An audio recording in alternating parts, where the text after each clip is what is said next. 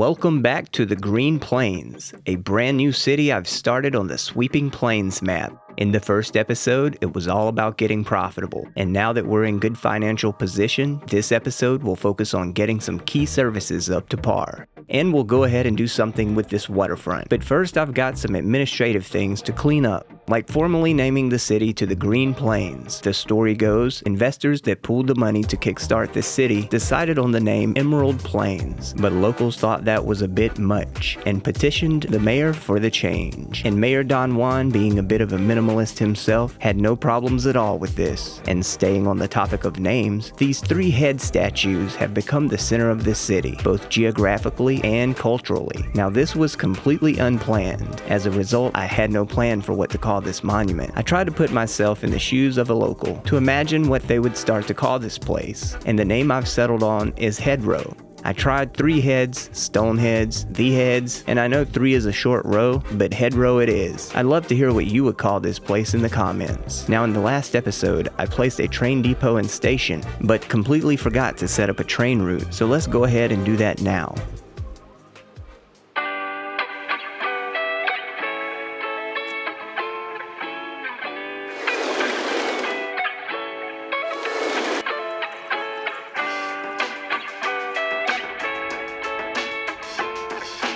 Now that our train network is operational, let's shift our focus to the waterfront. Eventually, the city will expand across these streams, so I want to go ahead and start the infrastructure now.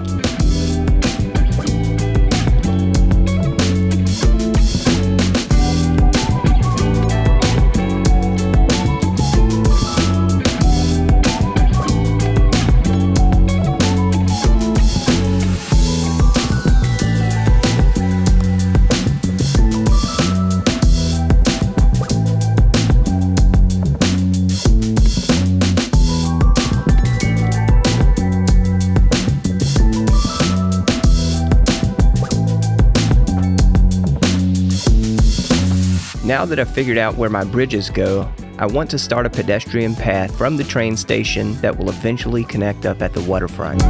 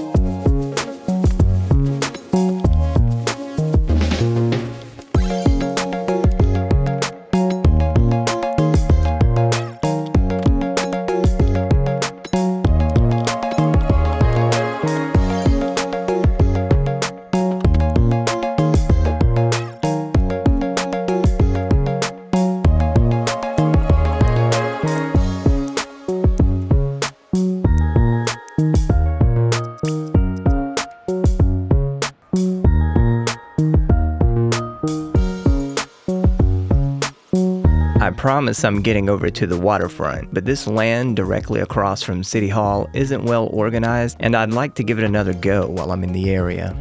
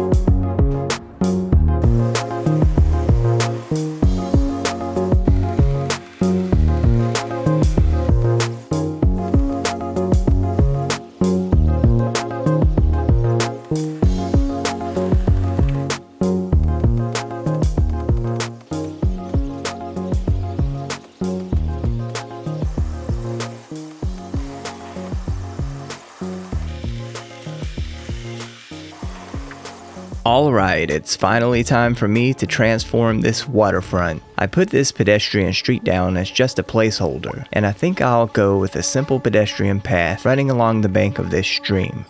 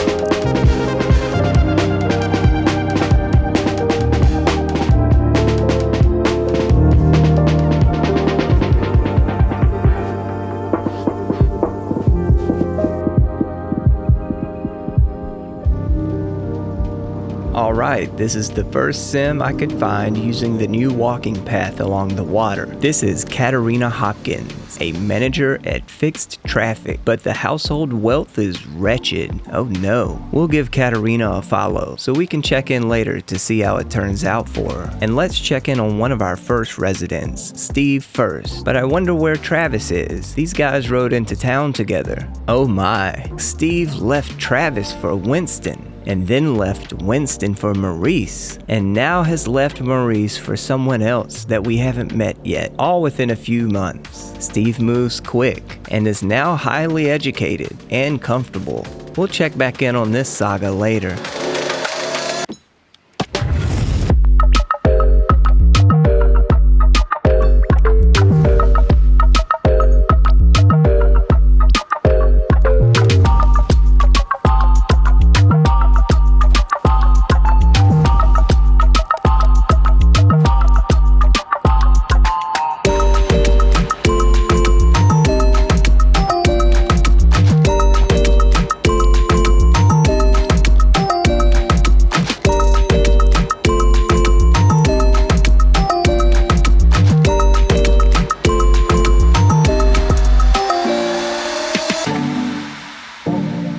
Okay, it's time to get our elementary school capacity high enough to accommodate all eligible Sims.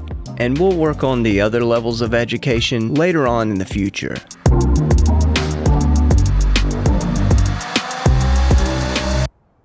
It looks like my trash is piling up, so I'll put down a quick landfill to hold me over for a while.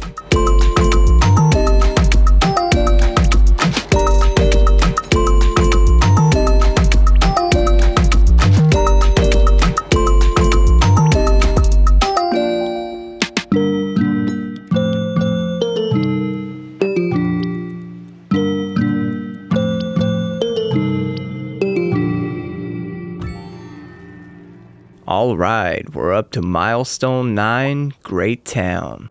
I unlocked a bunch of stuff I won't get to in this episode, but we'll definitely have some fun with these in the future. I've decided now would be a good time to connect my industry to a more direct route to the highway, so that all of that industrial traffic can bypass residential zones.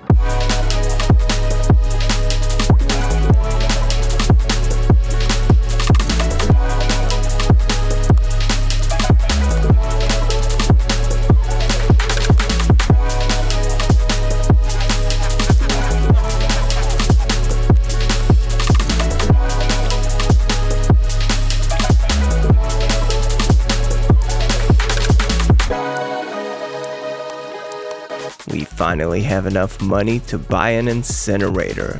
This will alleviate garbage and power a percentage of the city.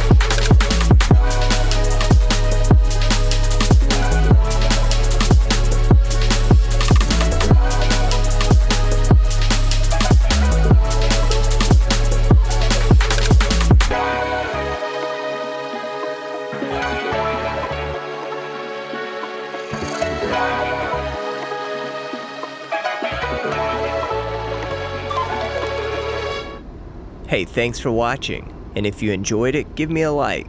If you want to see more, give me a sub. I appreciate it.